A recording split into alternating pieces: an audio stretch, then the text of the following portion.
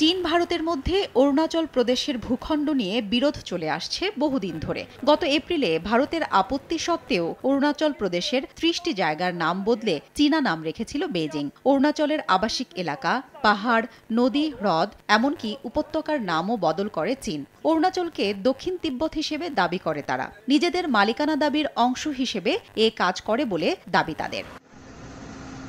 চীনের এমন কর্মকাণ্ডের এবার জবাব দিচ্ছে ভারত। তবে অরুণাচলের জবাব তিব্বতে দিচ্ছে তারা। চীন অধিকৃত ভূখণ্ডের ৩০টি জায়গার নতুন নাম দিতে যাচ্ছে নয়াদিল্লি। নরেন্দ্র মোদীর টানা তৃতীয় দফার প্রধানমন্ত্রিত্বের শুরুতেই চীন সরকারের নামকরণ কৌশলের জবাব দিতে যাচ্ছে ভারত। দেশটির প্রতিরক্ষা মন্ত্রণালয়ের সূত্র থেকে জানা গেছে, প্রকৃত নিয়ন্ত্রণ রেখা LAC বরাবর চীন অধিকৃত তিব্বতের ৩০টি জায়গার নাম পরিবর্তনের প্রস্তাব অনুমোদন করেছে কেন্দ্র।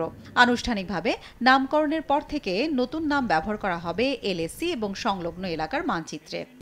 নগদে ৫০০ টাকা বা তার বেশি পেমেন্টে পেতে পারেন ঢাকায় জমিসহ ২০ কোটি টাকার পুরস্কার।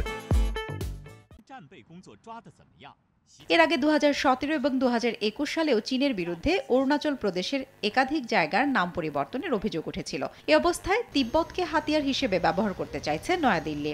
ভূখণ্ডটির ৩০টি জায়গার নতুন নাম দিয়ে আন্তর্জাতিকভাবে চীনা সরকারকে ভারত চাপে রাখতে চাইছে বলে মনে করছেন বিশ্লেষকরা। হাফসাতুন্নেসা, সময় সংবাদ।